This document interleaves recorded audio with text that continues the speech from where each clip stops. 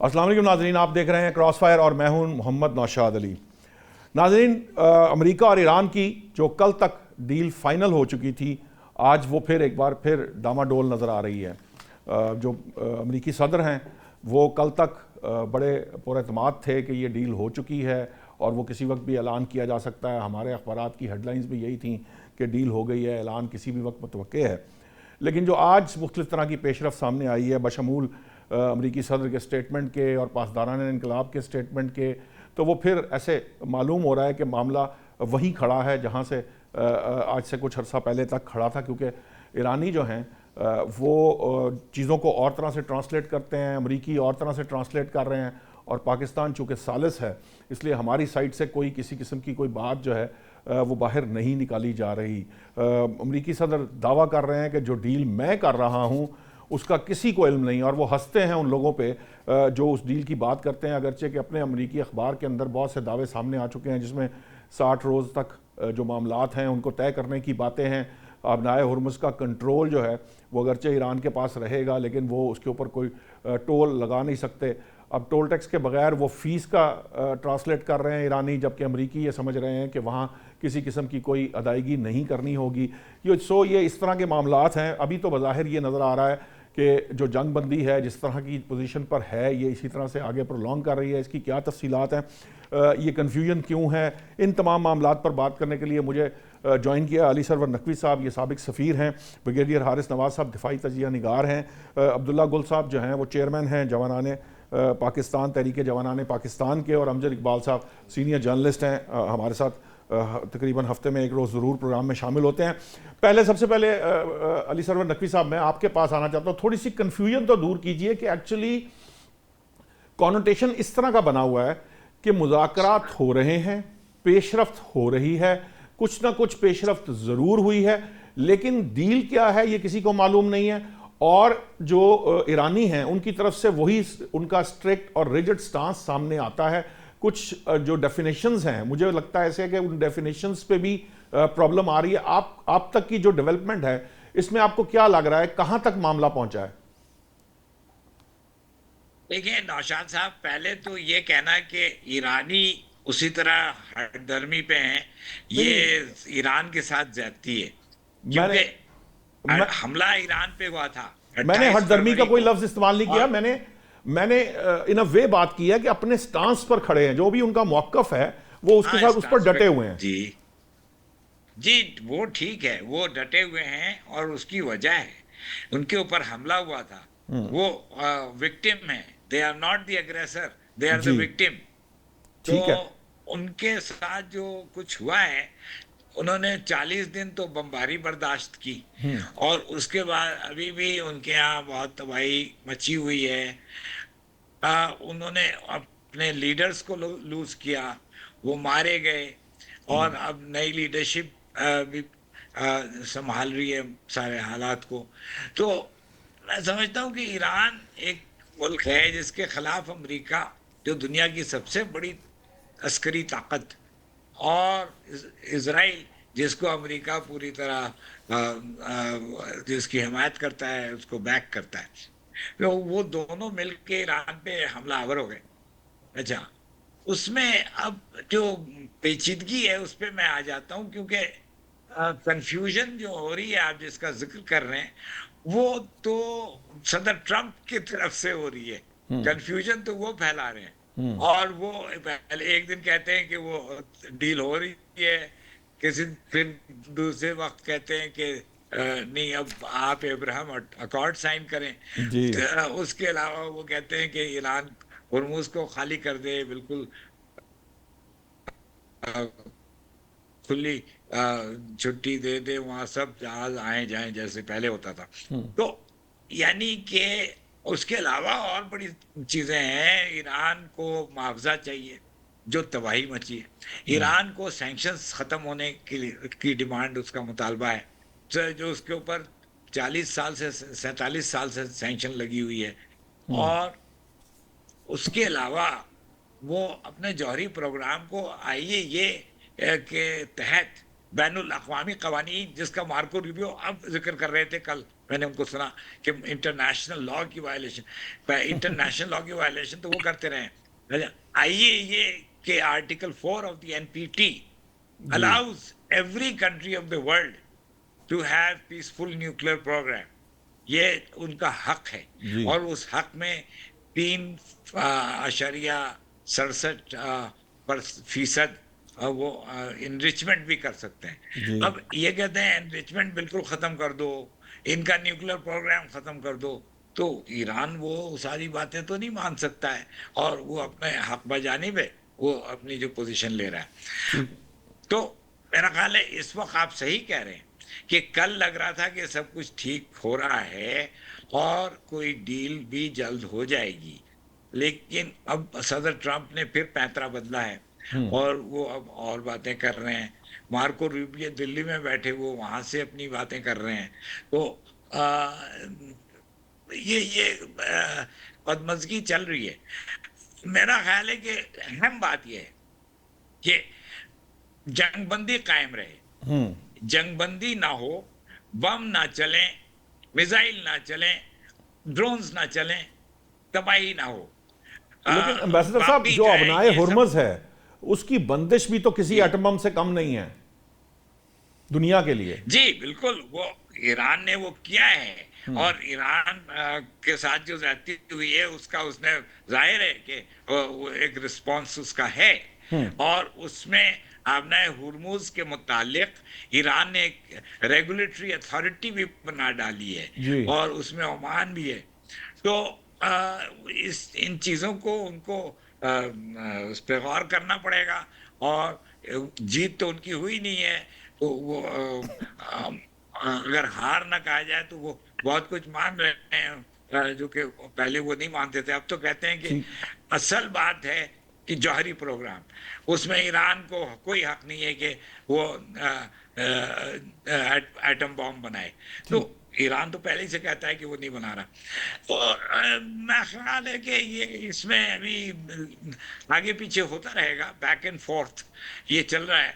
पाकिस्तान बहुत कोशा है, और पाकिस्तान की ठीक तारीफ होती है क्योंकि सही है, लेकिन पाकिस्तान उसी हद तक कर सकता है जो दो साइड। ठीक है, आपका पॉइंट आ गया अली साहब। लग रहा है आप टेक्निकली, मेरे ख्याल है थोड़ा सा प्रॉब्लम आ रहा है, जो सिग्नल्स का प्रॉब्लम जो आ रहा है, एक्सेप्ट करें, सिग्नल्स का प्रॉब्लम यू आ रहा कैन है। ब्रिंग दी। मैं चाहूंगा, मैं ब्रिगेडियर हारिस नवाज साहब, देखिए ये बात दुरुस्त है कि ईरान ने वो जिसे कह लें कि रिटेलिएट किया, ईरान ने सर्वाइव किया, ईरान ने एक्चुअली अमेरिका के हाथ में कोई मिलिट्री सोल्यूशन जो है एज सच वो रहने नहीं दिया, तभी मामला मुज़ाकरात की तरफ आया, जंगबंदी हो गई। बट इस वक्त जो सिचुएशन है, फील्ड मार्शल साहब गए हैं, फील्ड मार्शल साहब ने दौरा किया, सबसे मुलाकातें की, उसके बाद बड़ी अच्छी खबरें आई, लेकिन अगले ही रोज़ जो है जब उनको थोड़ा सा उनको उनकी डेफिनेशन की तरफ जाती हैं चीज़ें, तो फिर ख़राब हो जाती हैं। आपको क्या लगता है कि मामला एक्चुअली कहाँ स्टकअप है? एक मामला। दूसरा, फ़र्ज़ कर लीजिए कि ये मामला अभी सॉर्ट आउट नहीं हो रहा, तो क्या अमेरिका कोई फुल स्केल किस्म का कोई ऑपरेशन लॉन्च कर सकता है ईरान के खिलाफ, बावजूद इसके कि मिलिट्री सोल्यूशन नहीं है इन चीज़ों का? देखिए, मेरे ख्याल में ऐसी बात नहीं है। लड़ाई तो देखें पूरी दुनिया में सिवाय दो मुल्कों के, one Israel and second is India, इसके अलावा कोई नहीं चाहता कि लड़ाई हो जी। और दुनिया पहले इकोनॉमिक डिजास्टर से, एनर्जी डिजास्टर से, फूड सिक्योरिटी से गुजर रहे हैं। They're in very bad shape. और अगर इसके बाद खुदा ना खास्ता एस्केलेशन होती है तो 50 दिन की या 60 दिन की होती है, तो यू कैन इमेजिन कि क्या स्टेट होगी इकोनॉमी की, फिर एनर्जी की, फिर फूड सिक्योरिटी के, खास हुए खलीजी ममालिक की। बहुत बड़ा कैटास्ट्रॉफिक इफेक्ट होगा जो दुनिया बर्दाश्त नहीं कर सकेगी। इसलिए पूरी दुनिया में अमेरिकन पब्लिक भी इसके खिलाफ है, हर एक खिलाफ है, there is no doubt about it. Particularly खलीजी ममालिक के लिए तो ये एक किस्म के बोलते इट विल बी हेल अगर ये लड़ाई हो जाती है। इसीलिए उन्होंने जोर भी दिया था। बात ये कि सब कुछ सेटल हो गया, सब बातें हो गई, मुसावदे एक्सचेंज हो गए, ऑलमोस्ट तैयारी हो गई, और जहाँ तक मेरे ख्याल में हो गया था फेज 1 में कोई एक अच्छी खबर आ जाएगी इससे पहले कि शायद एक्सटेंड हो जाए इस चीज पर फॉर 60 डेज, और नेवल ब्लॉकेट और मूव्स को जो है वो ब्लॉकेट खत्म कर दिए जाए। बात ये कि you know who is the spoiler, it is Israel. Israel ने ये एक नई ब्लैकमेलिंग डाली है कि मुस्लिम ममालिक शुड साइन इब्राहिम अकॉर्ड। आप मुझे बताएं कि किस तरीके से हो सकता है? क्या अमेरिका ने ये कहा या इसराइल ने एक्सेप्ट किया कि 2 नेशन स्टेट, जेरूसलम, दारुल खिलाफा, ये पैलेस्टाइन का 1967 की तमाम इलाके वापस, then yes it is possible. और ये पाकिस्तान का और सऊदी का बड़ा स्टांस है गजा लड़ाई के बाद। सऊदी में स्टेटमेंट भी दी जी कि it will never be done before कि ये एक 2 नेशन स्टेट हो और दारुल खिलाफा जेरूसलम का हो। इस पे क्या डर? मुझे तो हैरानी भी है कि प्रेसिडेंट ट्रम्प किस तरीके से सारे ममालिक को कह रहे हैं इंक्लूडिंग पाकिस्तान कि आप साइन करो। पाकिस्तान का स्टांस जो 1947 से आज तक एक ही स्टांस है, उसमें हमने कोई चेंज नहीं और ना चेंज हो सकती है। This is what is the principle stand है कि आप पैलेस्टाइन स्टेट का उसका राइट बनता है, आप 2 नेशन बनाए एक्सेप्ट करें, देन वन कैन कंसीडर के इसको क्या किया जा सकता है। बट अगर आप ब्लैकमेलिंग करें जी सारे मलिक साइन करें, नहीं तो 1-2 मलिक उनको मैं ये कर दूंगा वो कर दूंगा, मुझे समझ नहीं आती मतलब ट्रम्प किस तरह अनप्रिडिक्टेबल है, क्या सोचते हैं, कुछ दुनिया को क्या अपना बता रहे हैं, इंप्रेशन खराब कर रहे हैं। एक इसका उससे ताल्लुक है, या तो ये कहें ना कि पैलेस्टीन पे कोई जुल्म बर्बियत नहीं होगी, पैलेस्टाइन को नई स्टेट एक नया मिलेगी, स्टेट मिलेगी, वो भी ठीक बात करें फिर भी ठीक है। उसके बाद आप कहें कि ठीक है इसके साथ उनका जेरूसलम हेडक्वार्टर दारुल खिलाफा होगा, फिर आप बात कर सकते हैं कि जी आप इस्लाम मलिक can sit together and work out a comprehensive plan के कैसे करना है। आई मीन एक आउट ऑफ द ब्लू में चीज निकाल लें और आके कहीं साहब आके साइन कर दो लाइक ब्लाइंड पीपल, तो I don't think anybody at least Pakistan will never think of it like this, कभी भी नहीं हो सकता मेरे ख्याल में। और इससे एक नया एक किस्म का एक ब्लॉकेट शुरू हो जाएगा जो कि इनके लिए भी प्रॉब्लम होगी। बेसिकली ही टोटली कंफ्यूज मेरे ख्याल में इस वक्त, उनको समझ नहीं आ रही है कि कौन सा इलेक्शन का नारा स्लोगन लेके अपनी पब्लिक को सेटिस्फाई करें कि मैंने इस लड़ाई से क्या हासिल किया। ओनली वन इज कि मैंने न्यूक्लियर कैपेबिलिटी खत्म कर दी, कि उनको डीन्यूक्लियराइज कर दिए, यही वो कर सकते हैं। इसके लिए ईरान तकरीबन तैयार भी हो चुका है। लेकिन अगर आप ये कहें कि आप सारी बातें you are not a victor, या तो कहना आपने विक्ट्री ले ली है, सब कुछ कर लिया, तो मेरे ख्याल में ये चीजें काफी अभी आगे जाके चलेंगी। ठीक है अब्दुल्ला गुल साहब, ये जो बात है ये स्पॉइलर वाली बात सामने आती है, लॉजिकली भी ये बात समझ में आती है कि कल तक मामला बिल्कुल कुछ और था। आज जब ट्रंप साहब ने अपनी लबकुशाई की है तो उसमें अब्राहम अकॉर्ड आ गया है, न जाने कहां से आ गया और उसकी क्या सेंस है, क्यों मुस्लिम ममालिक करेंगे, कोई उसकी लॉजिक नहीं है। ये जो स्पॉइलर के तौर पे इसराइल का किरदार है उसको कैसे मुस्लिम ममालिक डील कर सकते हैं? मुस्लिम ममालिक तो जो वो फ़लस्तीन वाला मामला उसके ऊपर उनका स्टांस क्लियर है, मां सिवाय उन ममालिक के जिन्होंने पहले अब्राहम अकॉर्ड कर रखा है, बाकी ममालिक तो तैयार ही नहीं है अब्राहम अकॉर्ड करने के लिए। जी बिस्मिल्लाहिर्रहमानिर्रहीम, बहुत बहुत शुक्रिया आपका और तमाम मौजूद शुरका को, नाज़रीन को अस्सलाम वालेकुम। देखिए पहली बात यह है कि ये चीज़ जानने के लिए पाकिस्तान देखें, क्योंकि इस सब में मीडिएशन पाकिस्तान कर रहा है और पाकिस्तान का जो स्टांस है वो बड़ा वाज़ेह है। ब्रिगेड साहब ने अभी जैसे बात कही, लेकिन मैं थोड़ी सी इसमें वजाहत करना चाहूँगा कि 1967 से पहले वाले बॉर्डर के ऊपर जाए। मुझे ये नहीं समझ आ रही कि 1947 से 67 के दरमियान क्या पाकिस्तान ने कभी इसराइल को कोई इशारा दिया था कि हम उसको तस्लीम करते हैं? यानी कि अगर 1967 से पहले वाले बॉर्डर को अगर हम तस्लीम करते हैं तो इसका मतलब है हम एक किस्म का इसराइल को तस्लीम कर लेते हैं। ये तो वही वाली बात है, ये तो बड़ी अजीब बात है।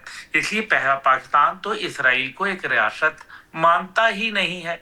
जब मानता ही नहीं है तो 1967 से पहले वाला या बाद वाला बॉर्डर की क्या हैसियत है? This is one thing. जो अब आ जाते हैं स्पॉइलर के ऊपर, देखें उसकी वजह यह है कि डोनाल्ड ट्रंप साहब, पहली बात यह है कि उनके पास कोई स्ट्रेटेजी, कोई पॉलिसी नहीं है और अब वो ये चाहते हैं कि किसी सूरत जाते जाते और कुछ नहीं तो 2 रेवड़ियां ही मैं चोरी कर लूं। ये उनका आलम है। और सबसे पहले तो उनको मेरे ख्याल में किसी अच्छे दिमागी डॉक्टर की जरूरत है और अगर उनकी यही ख्वाहिश है कि वो मार्को रूबियो साहब की जगह लें, वो कहते हैं वो बहुत अच्छी डील्स करते हैं, वो कहते हैं, उनका दावा है कि वो बहुत अच्छी डील्स कर लेते हैं। जी मैं वही कह रहा हूँ कि वजारत खारजा का अगर कलमदान लेना चाहते हैं और गलती से सदर बन गए हैं तो मतलब वजारत खारजा ले लें और ट्विटर के ऊपर बैठ के टिकटॉक खेलें और टिकटॉक पे अच्छा पैसा भी कमा लेंगे, ऐसी बात नहीं है भी बड़ी जॉली किस्म की पर्सनैलिटी। तो दुनिया में तो अब मिसालें भी तेज हो रही हैं। दुनिया में पहले ये होता था कि जी वो गिरगिट की तरह रंग बदलना, वो बेचारे गिरगिट तो ऐसे ही बदनाम, अब तो वो डोनाल्ड ट्रंप की तरह रंग बदलने की बात हो रही है। तो बहरहाल अभी आ जाते हैं इसके ऊपर ये कर क्यों रहे हैं। देखें मेरा ख्याल है कि ये कार्य इसलिए रहे हैं क्योंकि 27 अक्टूबर को इलेक्शन है वहां इधर इसराइल में। अब जब उस नाजायज रियासत के अंदर इलेक्शन है तो उसको तो वादे नजर आ रहा है कि वो तो अभी जितना इमरजेंसी सेटअप पे चल रहा है नेतन्याहू, अब नेतन्याहू को पता है कि मेरी इमरजेंसी सेटअप के ऊपर उसने हुकूमत में किया तो कुछ नहीं है, इजराइल को जूते भी पड़वाए हैं ईरान से और बर्बादी भी हुई है, इकोनॉमिक बर्बादी भी हुई है, अवाम भी जो नफ्ताली बेनेट वगैरह जो है वो उसके खिलाफ इत्तेहाद बना के खड़े हो गए हैं और ये एक अरसा दराज से वो टेम्पररी अरेंजमेंट के ऊपर चल रहा था। अब इलेक्शन आ रहे हैं वो तो इनको कराने पड़ेंगे, नतीजा ये होगा कि वो तो बिहाइंड बार्स चला जाएगा, उसके ऊपर तो करप्शन बदउनवानी के केस हैं। दूसरी जानिब डोनाल्ड ट्रंप ये चाहता है कि किसी सूरत में अपने इलेक्शन से पहले कोई ईरान के साथ एक ऐसा धोखा दे दूं, क्योंकि धोखा तो देना इनकी सरिश्त के अंदर मौजूद है। कब उसने किसी डोनाल्ड ट्रंप ने अपनी मतलब अपने घर वालों तक को धोखा दिया हुआ है, छोड़े ना बाकियों को वो क्या करेंगे।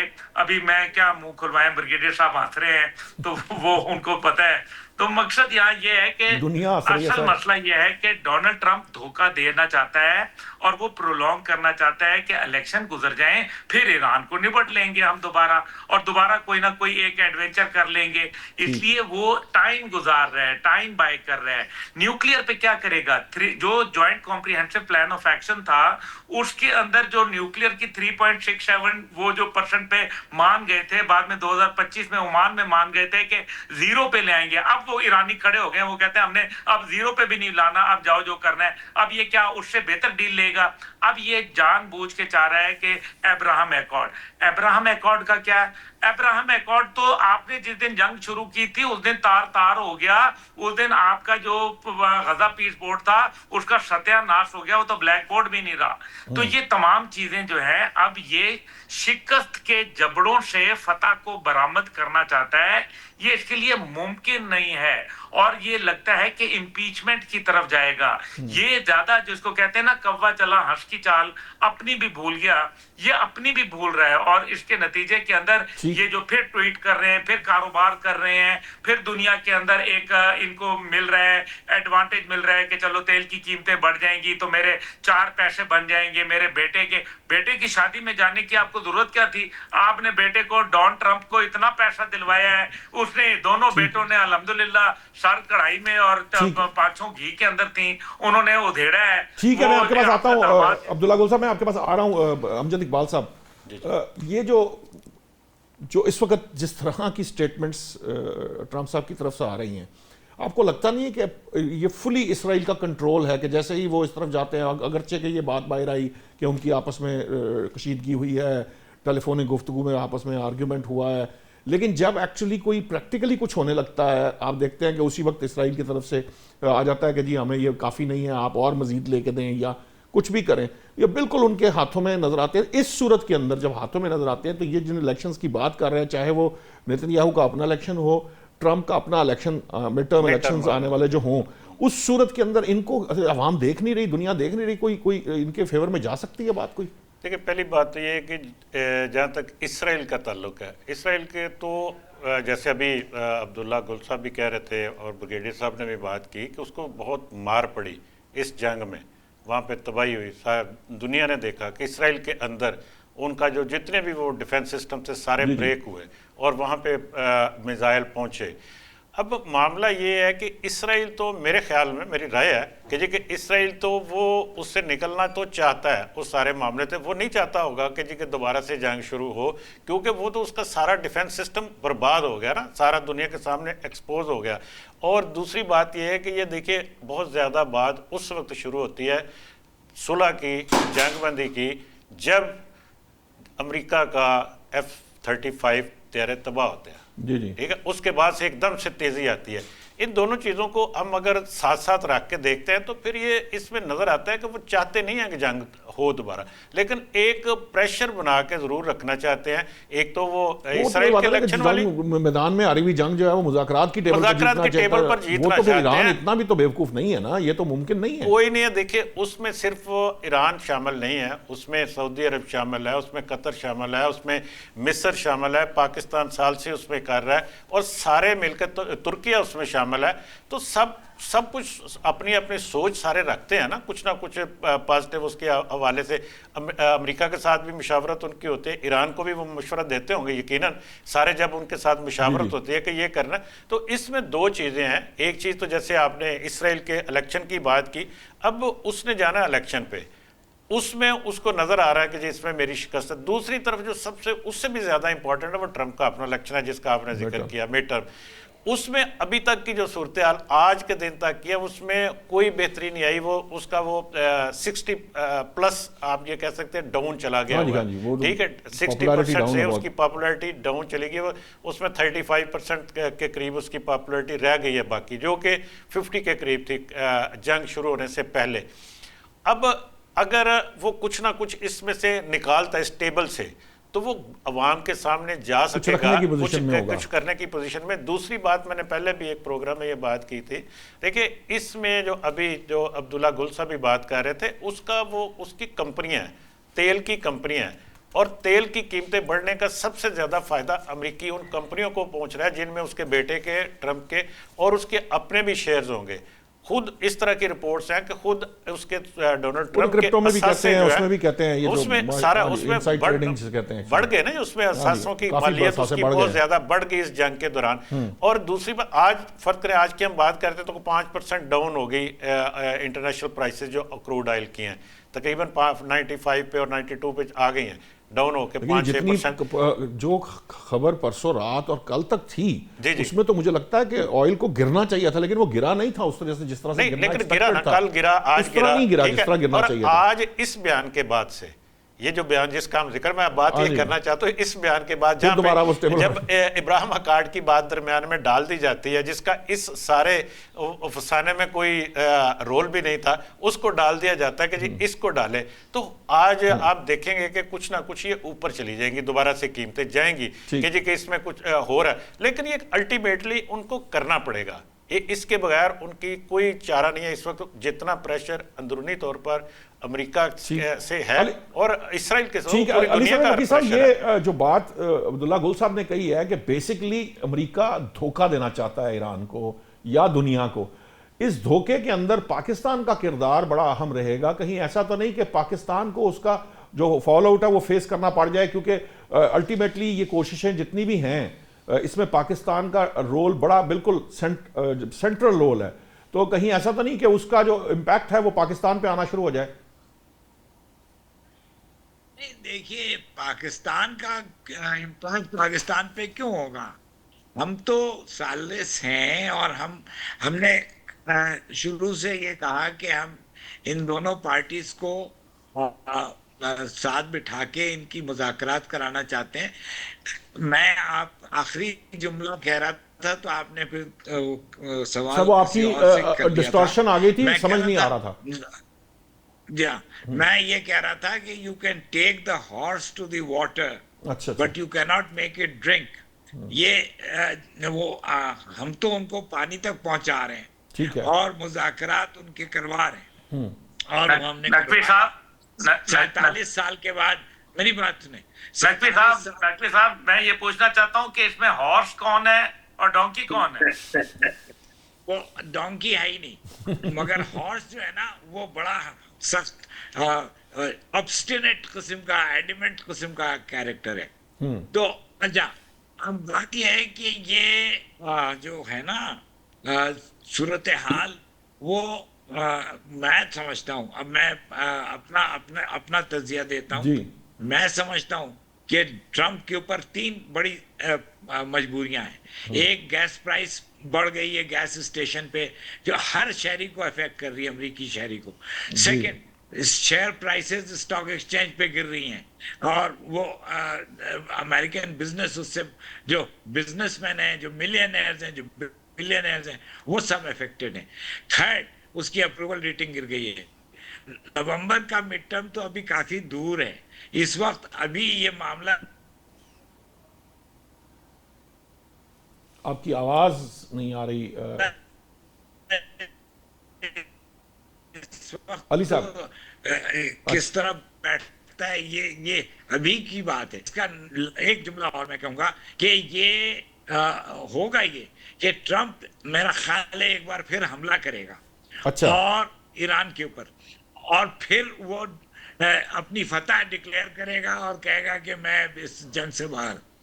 तो पाकिस्तान का रोल, वो सालिसी का रोल, हमने जो कुछ करना था हम करते रहे हैं, अभी तक कर रहे हैं, लेकिन अब ये लोग इस तरह का रवैया रखते हैं तो हम क्या कर सकते हैं, खास तौर पे अमेरिका। ठीक है, ठीक है। जो ब्रिगेडियर साहब ये जो बात कही है कि एक और हमला अमेरिका कर रहा है, पहले जो हमले किए उसका जो नतीजा है वो भी सबने देख लिया है। कोई और हमला करने की सूरत में आपको लगता है कि कोई ऐसा उसके पास जैसे कह लीजिए कि इक्विपमेंट है, या उसके पास कोई ऐसी तैयारी है, या उसके पास कोई उसने इस तरह का प्लान तैयार किया है जिससे वो ईरान को इस हद तक नुकसान पहुंचा सकता है कि दुनिया ये तस्लीम कर ले कि जी वो फातेह है और ईरान जो है वो शिकस्त खा गया? लेकिन डिस्पाइट अमेरिका बेस्ट एफर्ट, क्या वो न्यूक्लियर कैपेबिलिटी खत्म कर सका? नहीं कर सका जी। क्या उसमें मिसाइल कैपेबिलिटी, ड्रोन कैपेबिलिटी खत्म कर दी? नहीं हुई। रजीम ये नहीं कर सका। उनकी बहुत सी सिस्टमैटिक रजीम है जो इतनी बड़ी कैपेबिलिटी के बाद भी वो बिल्कुल प्रॉपर कंपोज लीडरशिप उनकी चल रही है। State of Hormuz despite all effort नहीं खोल सकते, तो then what will you do? पूरी दुनिया को नाराज करेगा। 60 अगर दिन और लड़ाई होती है, आप सोच लें कि दुनिया का इकोनॉमी का क्या हाल होगा, इकोनॉमी का, एनर्जी का क्या हाल होगा, मिडिल ईस्ट का क्या हाल होगा, खलीजी ममालिक का, ईरान की इकोनॉमी का क्या हाल होगा। It is going to be catastrophic. ये समझ नहीं रहे कि इससे कितना बड़ा नुकसान होने वाला है। इसलिए दुनिया में कोई मुल्क भी नहीं लड़ाई चाहता सिवाय इजराइल के। ये सिर्फ अपने डोमेस्टिक, मेरे ख्याल में डोमेस्टिक पब्लिक के लिए ये ऐसी बातें करता फिर रहा है, और अल्टीमेटली ये पहले एग्री कर गया हुआ है। जैसे नहीं फील्ड मार्शल हमारे बड़ी सेटिस्फाइड आए हैं, तो चाइना भी गए हैं और इस पे बात भी हुई है, हमारे प्राइम मिनिस्टर ने बात की, काफी हद तक ब्रेक थ्रू हो गया। ये चीजें हो चुकी है। दे नो कि they can't do forcefully. Iran ने ये 4 दिनों में और बहुत तरक्की कर ली होगी, बहुत कुछ बना लिया होगा। आपका कहने का मतलब ये है कि वायदा यानी 1 पेज जिसकी हम बात कर रहे थे वो ऑलमोस्ट एग्री कर किया जा चुका है। अब ये सिर्फ वो अपनी अपनी पब्लिक कंजप्शन के लिए जितना टाइम लेते हैं वो ले रहे हैं। और सेकंड, ये ब्लैकमेलिंग करके चाह रहे हैं कि अगर भागते चोट की लगोती थी कि शायद अब्राहम अकॉर्ड में 3-4 ममालिक को और प्रेशर करके उनको हम अकॉर्ड में शामिल कर लें, that can be maximum done. But मेरे नहीं ख्याल कि इस स्टेज के अंदर कोई भी ममालिक और अब्राहम अकॉर्ड के अंदर शामिल होगा। जो होगा वो अपने इस्लामिक ममालिक, अरब ममालिक को साफ तबाह करके रख लेगा, क्योंकि ये एक इलॉजिकल है कि आप एक मुल्क के ऊपर तबाही कर दें। गजा में, वेस्ट बैंक में आपने पूरा इंफ्रास्ट्रक्चर तबाह कर दिया, अभी भी आप कर रहे हैं। एंड डिस्पाइट द फैक्ट आप कहेंगे हम अब्राहम अकॉर्ड साइन करते हैं और इजराइल को एक्सेप्ट करते हैं। कोई देयर नो लॉजिक। अब्दुल्ला मुझसे पूछे ये अंडरस्टैंड, किस तरह मुझे बताएं, कोई रीजन है? इट्स नॉट लॉजिकल कि आप क्या पाकिस्तान में मुझे बताया कर सकते हैं। अभी तो ये खबरें आ रही हैं, मुझे अभी प्रोड्यूसर साहब ने बताया कि खबरें कुछ इस तरह की आ रही हैं कि वो मशरूत करने जा रहे हैं अब्राहम अकॉर्ड को ईरान डील के साथ। Then it's going to be nothing. Then it's going to be cancelled. Nothing else. There is no question कि पाकिस्तान, सऊदी अरब या कतर, ये ममालिक किसी हालत में भी, या तुर्की है, या अब ये कर लें बात कि वो कहेंगे हम इसको अब्राहम अकॉर्ड में साइन कर देते हैं। It will a death warrant they will sign for their own country. आप देखें क्या होता है। इसलिए ये it is not possible. और ये अरब ममालिक will have to stand together. बल्कि I would say 57 countries will have to stand together. इसके लिए कि they have to show। और ईरान की तरफ से ही हो सकता है कि आज कि we cancel everything, no negotiation, everything come to zero and we ready to face anything. This what can be but possible. उससे दुनिया में जो एक भूचाल आएगा, जो ऑयल जाएगा $150 पर लीटर के ऊपर, आप उसको समझ आ जाए कि मुल्कों के साथ ये तो एशियन मुल्क और बाकी हमारे क्या होगा। साथ ही साथ ये सऊदी अरब, ये मिडल ईस्ट और ईरान के साथ इकोनॉमी का क्या हाल होगा, ये सारा कुछ बंद पड़ा हुआ है। आप सोचिए इसका क्या होगा। I don't think it is possible. ठीक है, मुझे ब्रेक का कहा जा रहा है। नाज़रीन, मैं चाहूँगा कि जब हम वापस आएँ तो अब्दुल्ला गुल साहब से पूछेंगे कि ये जो नो निगोशिएशंस वाला लेवल अगर ईरान के ऊपर ज़्यादा स्ट्रेस दिया गया या मुस्लिम ममालिक पे स्ट्रेस देने की कोशिश की गई और मुस्लिम ममालिक अब्राहम एकॉर्ड के मामले को जोड़ा गया इसके साथ, तो मामला जो हैं वो बहुत तेज़ी से बिगड़ भी सकते हैं। क्या पोजीशन होगी, क्या बिगड़ेंगे, क्या मुस्लिम ममालिक दोबारा इस तरह से इकट्ठे रह सकते हैं, यानी इकट्ठे हो सकते हैं इस एक मामले के ऊपर, या पहले की तरह ही उनमें अपनी अपनी, जिस तरह यूएई ने अगर साइन कर लिया या किसी और मुस्लिम मुल्क ने साइन कर लिया अब्राहम एकॉर्ड, तो यहाँ भी कुछ ना कुछ ममालिक एक्चुअली, जिस तरह कहा गया कि 2-3 ममालिक को अगर गिराना चाह रहे हों कि भाई वो इसी बहाने वो साइन कर दें, तो क्या वो साइन हो पाएंगे? अभी लेते हैं एक ब्रेक। वेलकम बैक नाज़रीन। ब्रेक पे जाने से पहले हम बात कर रहे थे कि अगर सदर ट्रंप ये चाहते हैं कि वो मशरूत करें अब्राहम एकॉर्ड को ईरानी डील के साथ, तो कोई 2-4 ममालिक जो हैं उन पर प्रेशराइज करके वो उसको साइन कराने की कोशिश करेंगे। अब्दुल्ला गुल साहब, ये जो एक्चुअली जो इंटेलिजेंस एजेंसीज होती हैं, थिंक टैंक्स होते हैं, इनका काम होता है कि वो प्रेसिडेंट को उन चीज़ों से आगाह करें या पॉलिसी बनाने में मददगार साबित हों। पहले भी हम ये देखते रहे हैं कि वो उन्होंने जिस किस्म की फीडिंग की है उसका नुकसान अब यूएस ने उठाया है। अब ये जो कोशिश की जाएगी, क्या आपको लगता है कि कोई मुस्लिम ममालिक जो हैं वो प्रेशर के अंदर आ सकते हैं? और ये जो बात ब्रिगेडियर साहब ने कही कि अगर ये ज़्यादा स्ट्रेस देने की कोशिश की तो वो नो डील की तरफ चला जाएगा मामला, फिर क्या करेगा अमेरिका? देखिए, मैं ब्रिगेड साहब की बात से एग्री करूंगा और असल मसला ये है कि यहाँ 2-3 चीजें हैं जो जल्दी क्विकली मैं आपको बता दूं। पहली बात यह है कि ईरान इस टाइम पे अपर हैंड के ऊपर, पोजीशन के ऊपर है और अमेरिका फिलहाल पूरी दुनिया के अंदर उसकी जो असलियत है वो लोगों के सामने खुल के आ गई है, डिप्लोमेटिक आइसोलेशन का शिकार है। उसने तमाम जंगें जो थी वो अपने तहातियों के बल और उनके पैसे पे लड़ी थी। आज ये चीजें सारी खुद करनी पड़ रही हैं। अमजद साहब ने जो 2 बातें कही बड़ी इंपॉर्टेंट थी। उनका जो 2 तुर्रा इम्तियाज था, वो एक था उनका नेवी और जो स्ट्राइक कैरियर ग्रुप जाते थे, दुनिया कांपने शुरू हो जाती थी। और उसके बाद जो है वो याद होगा, मार्को रूबियो ने कहा था कि हम हैरान, विटकॉफ ने कहा था कि वो डोनाल्ड ट्रंप हैरान है कि वो एयरक्राफ्ट कैरियर हमारा वहां खड़ा हुआ है और ईरान जो है वो हमारा धमकी कबूल नहीं कर रहा। तो वो हमारे सामने बाउ डाउन क्यों नहीं कर रहा, ये वो लफ्ज इस्तेमाल हुए थे। दूसरा जो है उनका टेक्नोलॉजी थी जो कि एयरफोर्स की थी, वो तो कॉम्प्रोमाइज हो गई। भाई पूरी दुनिया में भारत की थूथू हो गई थी, वो घूंघट निकाले फिर रहा था मोदी कि वो कहीं जाने के काबिल नहीं रह गया था। 8 सिफर का इशारा होता था तो नरेंद्र मोदी, यहाँ 42 जहाज गिर गए हजूर, 42 जहाज कोई मामूली बात है।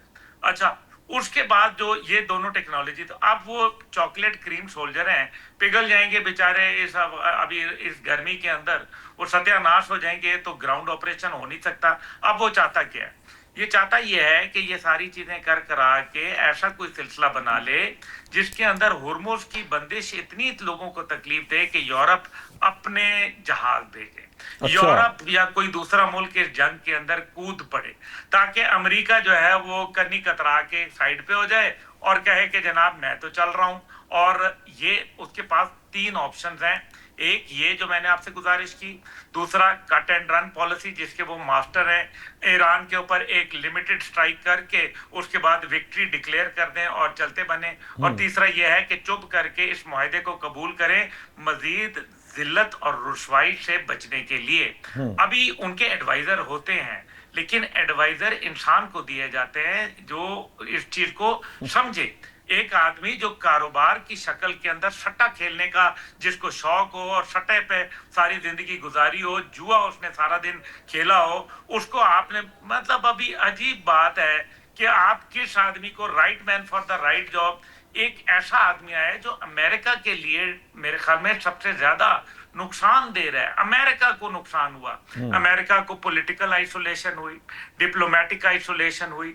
अमेरिका का ओवर $1 ट्रिलियन जो है वो 100 बिलियन डॉलर इसके अंदर जंग में झोंका गया। 29 बिलियन तो उन्होंने मान लिया। जो ओवरऑल नुकसान हुआ वो उसकी जगह मजाक उनके बने, मीम उनके बने करना। कोई सोच सकता था कि मेरे जैसा एक एक छोटे मुल्क का एक इंतहाई छोटा सा शख्स आज अमेरिका के सदर के मुतल्लिक ऐसे गुफ्तगू कर रहा है जैसे मैं मतलब राजा बाजार के किसी दुकानदार के मुतल्लिक गुफ्तगू कर रहा हूँ। फॉर गॉड सेक, ये क्या कर रहा है डोनाल्ड ट्रंप? अमेरिका एक बड़ा मुल्क है, उसकी इज्जत रहने दें, उसकी इज्जत खराब ना करें। और अरब दुनिया, जहां आपने जिक्र किया नौशाद साहब, अरब दुनिया ने तो पहले इनके होते हुए अपने राहें जुदा कर ली। सऊदी अरब में पाकिस्तान का दिफाई बेस बन गया और सऊदी अरब ने आज वो वीडियो भी जारी कर दी है जो पाकिस्तानी दिफाई बेस वहां बना हुआ है। दूसरा जो इम्पोर्टेंट है वो कतर और सऊदी अरब ने दौरान जंग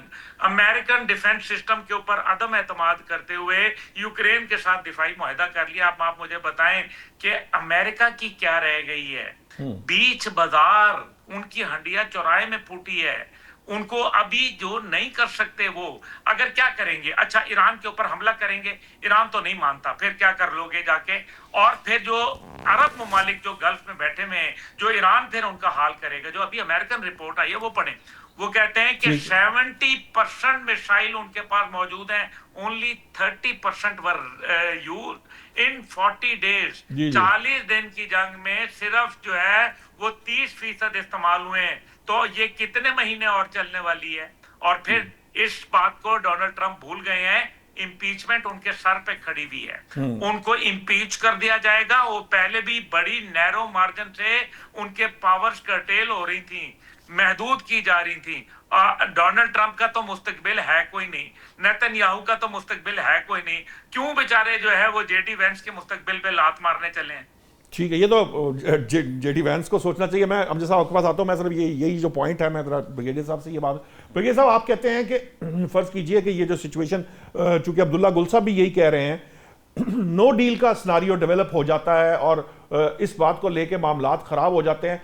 मुस्लिम ममालिक का रोल क्या होगा? कुछ तब्दीलियां पहले की निस्बत बहुत आ चुकी हैं, ये इसमें तो कोई दो राय नहीं हो सकती। सऊदी अरब जो है वो भी अदम एतमाद का इजहार कर चुका है यूएस के ऊपर। जो वेस्टर्न वो है उससे भी खाइफ है, मां सिवाय यूएई के और एक आध ममालिक और मुल्क और मुस्लिम मुल्क के। बाकी सारे लोग जो है वो अब जो है वो साथ देते नजर नहीं आते उस तरह से, या डरे हुए नहीं हैं उस तरह से। क्या स्नारियो डेवलप हो सकता है इन केस के ईरान नो डील की बात कर देता, तो अरब ममालिक का क्या स्नारियो होगा? देखें, एक तो बात बड़ी आसान सी मैं देखें, अगर ये अमेरिका कंडीशन लगाता है तो किसी को कुछ करने की जरूरत नहीं। ईरान से आई डोंट एग्री। क्या ईरान इस डील को साइन करेगा जिसमें वो सबको मजबूर कर दे कि आओ अब्राहम अकॉर्ड साइन करो? वो तो लबनान को छोड़ने को तैयार नहीं है। वो तो लबनान के लिए उसने अभी तक फिर उसके अंदर वन लाइनर लिखा हुआ है। तो ईरान विल नेवर एक्सेप्टेड। तो कहेगा जी नहीं, मुझे खत्म कर दें, ठीक है, we will face it but we will not accept it, we will not sign this agreement. आप अब्राहम अकॉर्ड मुल्कों से करा लें, I don't agree, it's end of it. तो बात ये है कि इसको सोचने की बात है कि ये एक नया शोषा कहाँ से निकला है एंड इज इट डूएबल। बात वो करें डूएबल हो। आपके सामने काजाकिस्तान है, मोरक्को है, बहरीन है, यूएई है, सूडान है। इन मुल्कों ने ठीक है वो आगे प्रेशर में एक्सेप्ट कर लिया, बट बाकी ममालिक इस स्टेज पे जो पैलेस्टीन का हाल किया है इजराइल ने, ईरान का जो हाल किया है, क्या इसके बाद ये कर सकते हैं? इसका मतलब है कि आप खुद अपने डेथ वारंट साइन कर रहे हैं कि आएंगे इजराइल को ग्रेटर इजराइल बना लेते, हम अब आप चुप करके बैठे। इसलिए अभी से ही ये थिंकिंग शुरू हो गई होगी व्हाट नेक्स्ट इस्लामिक और अरब ममालिक की। पहले ही वो सफर कर चुके हैं कि उनकी यूनिटी नहीं थी, और अभी they will have to realise कि क्या इनको नई स्ट्रेटजी बनानी चाहिए जो कि अरब ममालिक को इस्लामिक को इकट्ठा करे, यूनिटी लेकर आए। आपके इतने रिसोर्सेज हैं जो दुनिया में अरब ममालिक को पैसा कमाते हैं ऑयल गैस से, और वो जाके अमेरिका में इन्वेस्ट कर देते हैं। Why don't they invest in Pakistan, तुर्की है और ममालिक में जहाँ हार्डवेयर बन रहे हैं, डेवलपमेंट हो रही है, पैसा भी सेव, तरक्की भी होगी, वहां पर आपकी जो वेपन इक्विपमेंट। आपको लगता है ऐसा कोई एंटी इसराइल ब्लॉक बन सकता है जो इसराइल पर हमलावर हो जाए in that case, in that scenario? Sir, Israel पे हमला करने की जरूरत ही नहीं है। जस्ट वो अगर ये कह दें कि आज के बाद अगर इजराइल ने ऐसे बात की, no flights over Arab states, Israel commercial flights, no trade with Israel, Ibrahim accord को सस्पेंड कर दिया, इजराइल अपनी मौत खुद मर जाएगा। but the only thing is you have to be united. That is what it is.